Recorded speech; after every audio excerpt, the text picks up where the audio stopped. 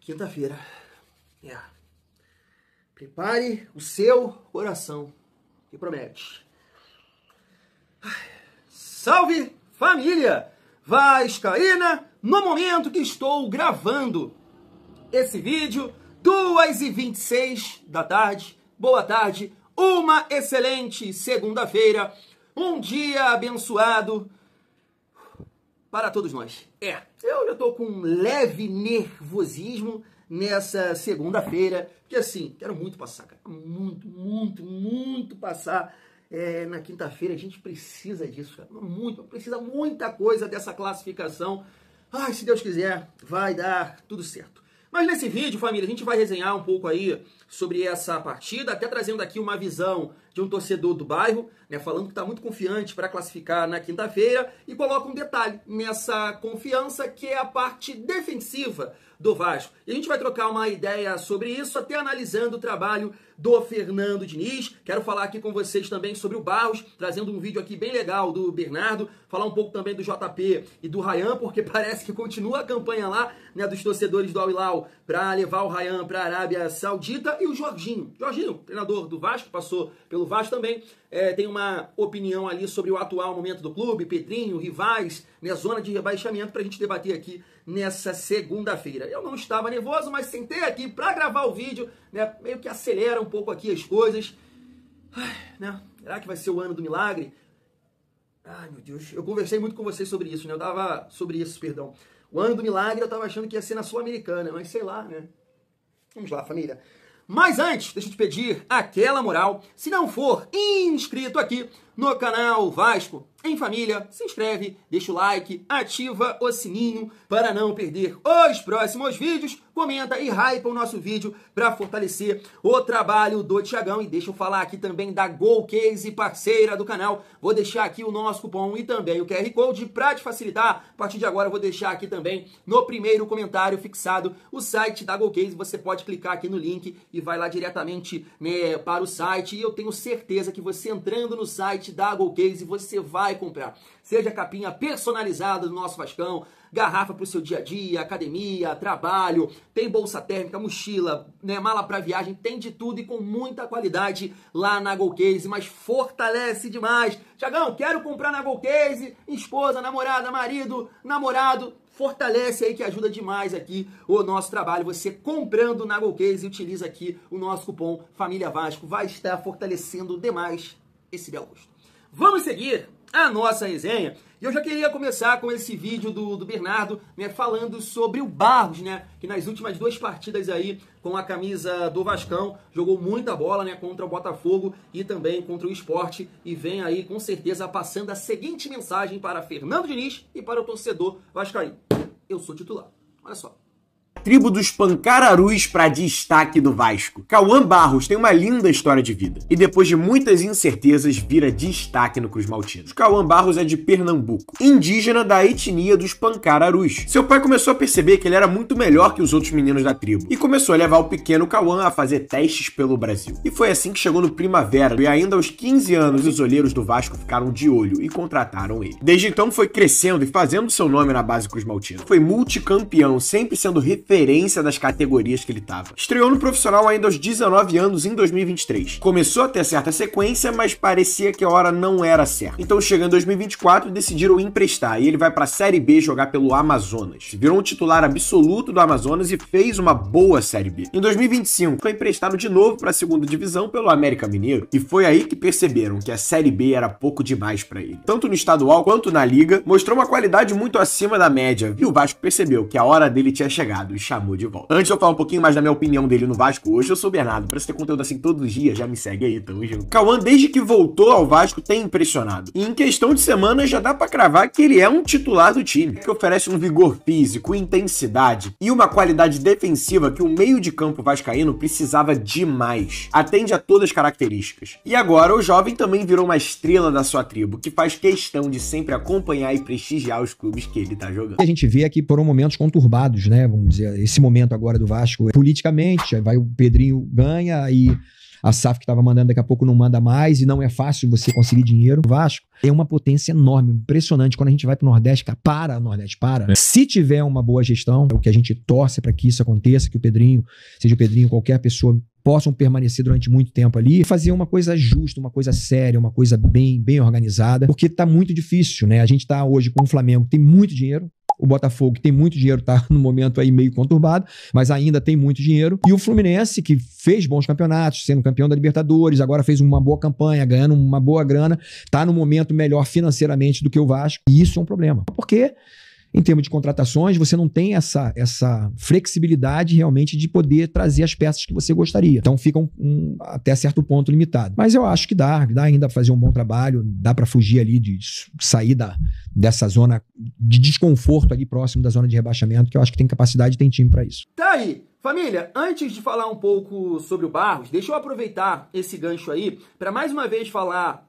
do JP, que entrou em campo ontem, né, com o Avaí, ajudou o Avaí a conquistar uma vitória, e o Lucas Pedrosa até fez essa postagem, destacando aqui alguns comentários, né, de torcedores do Avaí, ó. Existe um Avaí com JP e um Avaí sem JP.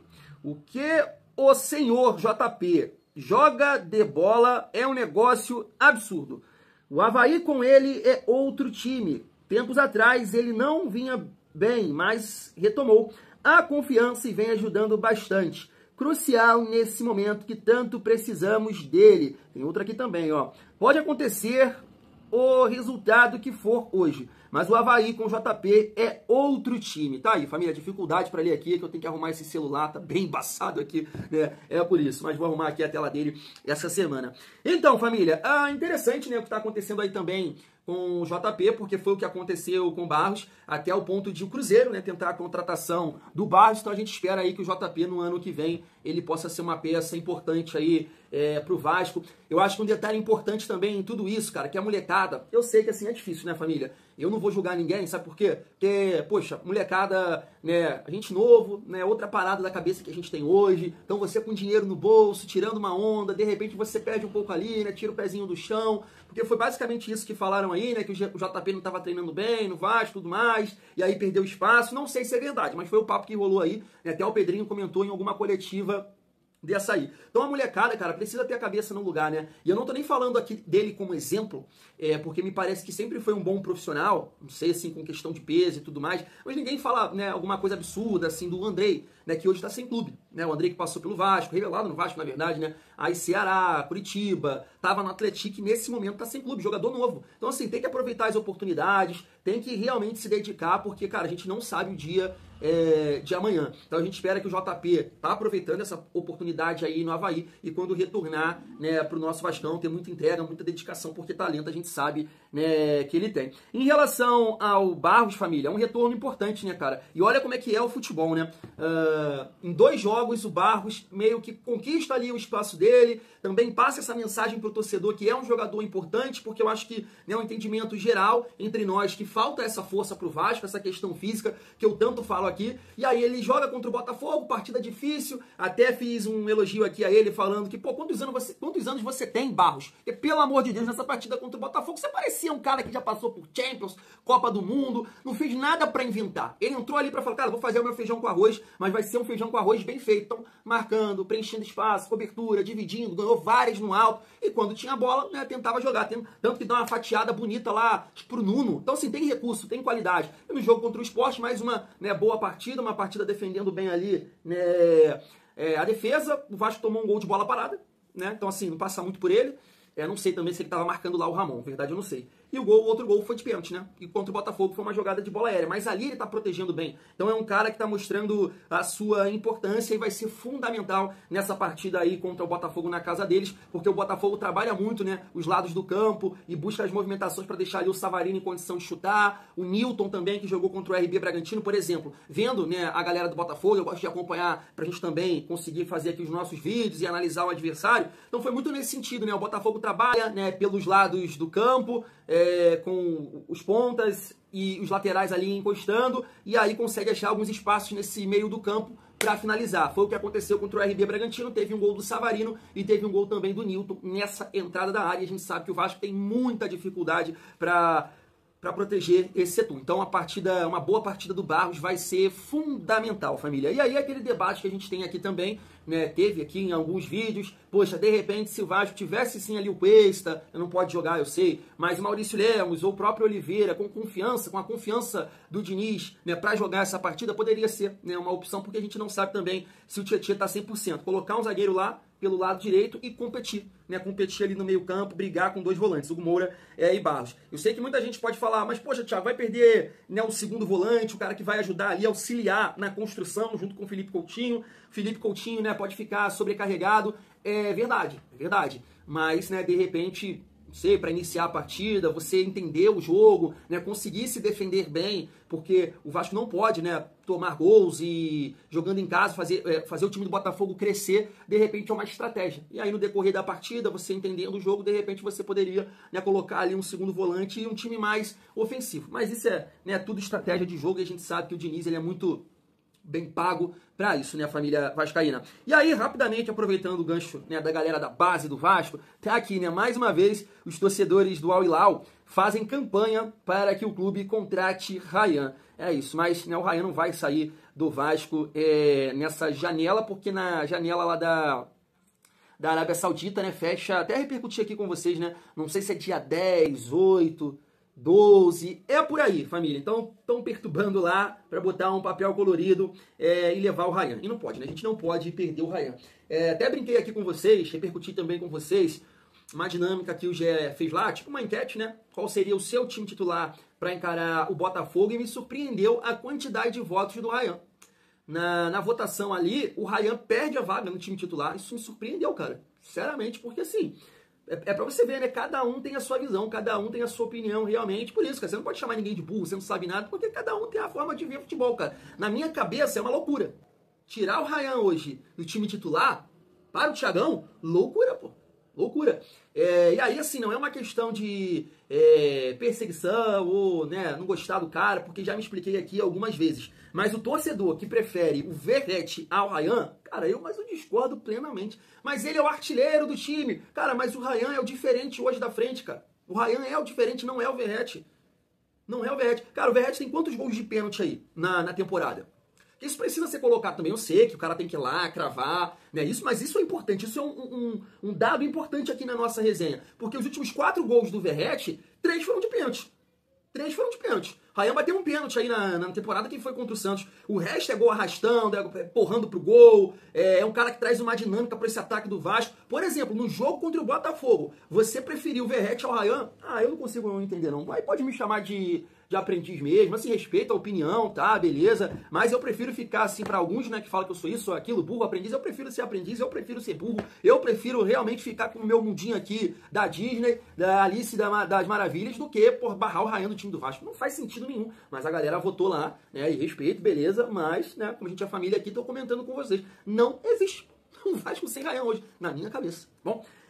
Então o Ryan fica e, se Deus quiser, vai ser muito importante aí para a sequência da temporada. Família, deixa eu destacar aqui agora. Na verdade, família, vou até pedir desculpas aqui para vocês, que eu acabei colocando junto, né? O Jorginho também falando logo depois ali do Bernardo, tava esquecendo disso. Então vou comentar aqui com vocês também. Um outro dia eu tava até falando com um parceiro que essa situação assim dos rivais acaba realmente também pressionando mais o Vasco, né?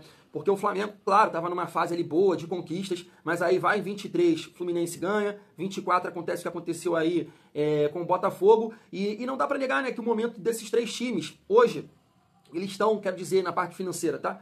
Eles estão acima do Vasco, né? O Fluminense fez uma bela campanha na Copa do Mundo, tá com dinheiro, não sei se recebeu esse dinheiro, tava vendo isso em algum lugar, não sei como é que tá essa situação, mas vai cair, mas vai pingar, né? Então tá no momento aí também de virar SAF, e de repente é uma SAF muito mais estruturada que foi a nossa, né? Valeu, Jorge Salgado, valeu, muito obrigado mesmo. Então o Botafogo também tá numa situação complicada aí, mas eu tava vendo alguma coisa agora, não sei se no GE, na TNT, né? O Marinax vai comprar a SAF do Botafogo, vai tirar da Eagle e vai começar a fazer parte do grupo do Marinax. É uma parada muito louca aí, muito doida, então não sei também o que vai acontecer. Então claro que isso acaba também, né, pressionando muito o Vasco no sentido de conquistar, de acertar. Outro dia eu tava vendo aqui um comentário do amigo, e você não vai criticar as contratações do Pedrinho não, né? Tem gente que acha, né, família, que a gente grava vídeo para uma pessoa específica. Tu já reparou isso? Eu tenho que falar sobre um determinado assunto todo dia, porque senão fica difícil. Senão ele chega aqui, ele não assiste 10 vídeos. Ele assiste esse que eu não falei, aí ele vai falar, tu não vai criticar as contratações do Pedrinho não? Oh, meu Deus, né? É difícil, mas é complicado mesmo. E eu sempre critiquei aqui Jean Davi, Maxime, Lodge, né? Apesar de entender o Lodge, assim, pela questão da velocidade, mais errou. Fala aqui que eu esperava um pouco mais de critério, mesmo entendendo toda a dificuldade que tem financeira, de negócio, que você tem que ter empréstimo e pagar, perda de vista, tudo isso dificulta, né? Quando você, de repente, tem um jogador que é interessante, para você contar, vem um outro time que está mais estruturado que você e acaba, né, pegando, então você precisa realmente ser muito criativo, mas eu critico, né, o trabalho da gestão em relação a alguns jogadores. Agora, a gente espera que em dezembro, falo isso aqui com vocês direto, né? A gente possa exaltar o trabalho da gestão do Admar em relação a nomes como Matheus França, Robert Renan, Andrés Gomes e Cuesta. O Thiago Mendes eu nem vou falar, que é um jogador já de uma certa idade, estava livre no mercado, fisicamente está muito mal, tem recurso, tem qualidade, mas se continuar com essa parte física, não dá nem para contar com ele, a realidade é essa, não dá nem para contar, pelo contexto do time, né? O time já é lento, o time já é cansado, tu vai botar mais um cara ali cansado, não cabe, não dá. Então é um jogador que é difícil você contar se ele continuar com esse desempenho físico. Dá nem pra analisar tecnicamente o que ele pode contribuir com o time, porque fisicamente não dá. Os caras estão passando andando por ele. Então esses 4 jogadores, né, que eu citei, a gente espera, né, um impacto, uma importância deles pra gente exaltar o trabalho da gestão em dezembro. Porque a contratação do Matheus França, principalmente, cara, foi uma contratação que pensou fora da caixa, né? Um cara que o Cruzeiro tentou, o Andrés Gomes, o Corinthians tentou a contratação e está aqui no Vasco. O Robert Renan, um zagueiro de muito potencial, apesar do péssimo momento que ele viveu lá no Internacional. E o Cuesta, né, tem uma galera que acaba também comentando aqui, ele tá machucado. Não parece. Não parece estar machucado pelo desempenho lá na Vasco TV. Se você observar o arranque, a força, né, o trabalho de academia, me parece que está bem fisicamente, só em busca, né, do ritmo de jogo, família vascaína. E ali, pegando o último gancho do Jorginho, ele fala, né, que o Vasco tem time para sair dessa situação. E eu concordo, falo isso aqui com vocês, né, diariamente. Para finalizar a nossa resenha, a gente focar um pouco na partida de quinta-feira, deixa eu trazer essa visão aqui do torcedor do bairro, falando, né, o porquê ele entende que o Botafogo, né, ele entende que o Botafogo é o favorito, né, para passar nesse confronto e a confiança dele também para essa partida, família vascaína. Se liga só.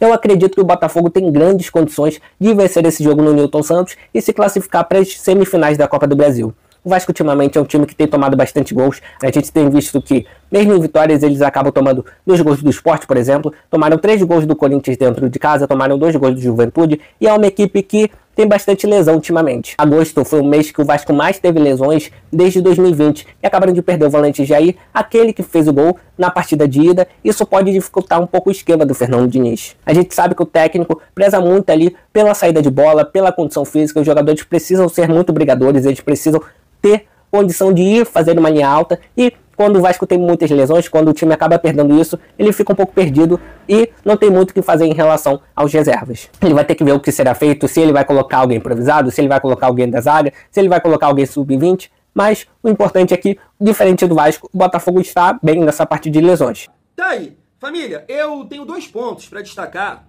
vendo essa visão aí do torcedor do Botafogo. Primeiro, claro, a parte defensiva, né, os números. Eu estava acompanhando aqui as piores defesas da Série A. Eu não vou pegar o Vitória, porque só o Vitória tomou 8 aí do Flamengo em um jogo. Então, com certeza, tomou mais gols que o Vasco nas últimas 4 partidas. Por que eu tô falando 4 partidas? Porque o Vasco ficou, né, o jogo contra o Santos sem tomar gol. Foi 6-0. Então, contra o Juventude tomou 2, né, contra o Corinthians 3, 5, Botafogo 6 e tomou mais 2 do Sport. 8 gols em 4 jogos, certo? A gente pula aqui para o Juventude, que tomou 2 do Vitória, não tomou do Vasco, 1 do Botafogo e nenhum. Então, o Juventude não tomou o gol do Vasco, perdão, e não tomou o gol do Ceará. O Juventude, em 4 partidas, tomou 5 gols.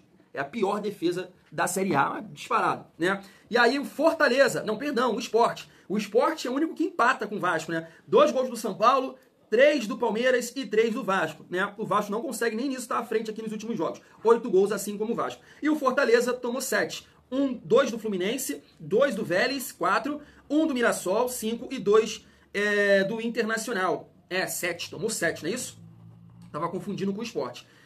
2, 4, 5, 7, é isso mesmo. Então o Vasco não consegue estar à frente, né, ou abaixo, né, quero dizer aqui, em relação ao número de gols, do que as piores defesas da competição nos últimos jogos. E isso, claro, preocupa aí, né, para o jogo de quinta-feira, que é um jogo fora de casa. A gente entende que o adversário vai ter o controle do jogo, vai tentar pressionar o tempo todo, né, vai colocar a velocidade, que é uma arma deles. O fator campo também influencia nesse sentido. E um outro ponto que eu quero destacar com vocês é o nosso treinador, tá? Até pegando um gancho assim do Dorival Júnior, que é um treinador aí, né, experiente, um cara que tem muito tempo de carreira. E aí, vendo a forma que ele entrou em campo ali contra o Vasco, se mudando totalmente a forma do Corinthians jogar, a forma que ele entende de futebol, né? Um time com 4 volantes, mas com muita intensidade, né?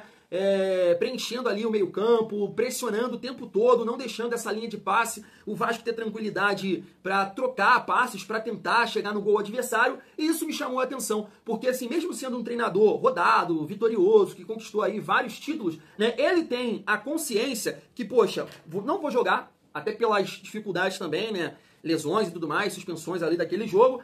Não vou jogar da forma que eu gosto, mas eu vou estudar o meu adversário e vou ganhar essa partida. Eu vou tentar aqui, de alguma forma, neutralizar os pontos fortes desse time do Vasco do Fernando Diniz. E como diria meu pai, Batata conseguiu sair com os 3 pontos, que é o mais importante. Então o que eu acho que o Diniz tem dificuldade para fazer, e aí é aquele ponto que eu sempre falo aqui com vocês, que um determinado ponto é convicção. Passou daqui, cara, é coisa de maluco. É coisa de Lorde Augusto. E o Diniz é muito assim. Porque ele acha que é uma briga contra o mundo. O estilo dele contra o mundo. E não é. Ele tem que entender que tem um clube por trás dele, que tem uma torcida por trás dele. Em alguns momentos, você pode sim mudar a sua convicção, a sua maneira de pensar futebol, analisar o adversário e tentar ganhar o jogo. Não é performar, não é isso, não é aquilo, é ganhar o jogo. E de repente você vai ganhar o jogo neutralizando o seu adversário. Foi o que o Dorival fez. E aí a sua estratégia, a sua filosofia ficou de lado, mas calma, na outra partida a gente pode implementar ela novamente. Basicamente é isso, mas ele não. Ele é uma briga contra o mundo, né? A convicção dele, a filosofia dele, e todo mundo tá errado. E não é assim. Eu nem vou dizer que contra o Botafogo é uma situação fácil nesse sentido, porque você tem um treinador que não é, né, conhecido, tá começando agora, é o seu primeiro trabalho, né, que é o filho do Ancelotti, mas você pode pegar ali como referência a partida contra o RB Bragantino, que eu acho que é dessa forma que o Botafogo vai se comportar, vai utilizar aquela estratégia para jogar contra o Vasco, porque, né, foi uma boa partida, ganhou de 4-1 com amplo domínio, né, criando muitas oportunidades. Então, de repente, é isso, você entrar nessa partida tentando neutralizar os pontos fortes do Botafogo para conseguir a classificação. Eu espero, família, claro, que se ele optar pelo estilo de jogo dele e que possa funcionar e que o Vasco ganhe muito bem, é isso que a gente quer, né, que o Vasco possa fazer uma grande partida. E se tem um treinador, isso a gente não pode esquecer, apesar de toda a dificuldade, se tem um treinador que pode surpreender, né, mesmo você tendo um time inferior tecnicamente, um adversário, esse treinador é o Fernando Diniz. O Fernando Diniz, ele tem essa condição. Né? O que realmente complica isso em alguns momentos é a cabeça dura. É tudo isso que a gente está falando aqui, de repente você, aqui eu posso ajustar isso, surpreender o adversário, sabe? Porque fica muito um tapa-olho aqui que ele usa, e aí ele esquece que tem gente analisando ele, que tem, cara, treinadores também que são capacitados, tem comissão técnica para avaliar, para criar, né, artifícios ali para dificultar o jogo, dinizismo. Então, assim, não é só ele que é inteligente, não é só, sabe? Tem pessoas capacitadas dos adversários aí também. Então, ele também pode ter esse olhar para com o adversário para tentar surpreender e aí conquistar o objetivo, seja os 3 pontos ou a classificação aí também para a semifinal do Campeonato Brasileiro, família vascaína. Mas em relação a peças, né, a gente vai trocando uma ideia aí durante a semana, mas assim, se o Tietê não estiver bem, eu acho que é o Hugo Moura e Freitas, e no meio campo vai jogar o Matheus Carvalho, na minha opinião, né, repetindo assim o que ele fez ali contra o Sport com a lesão do Jair. Fui!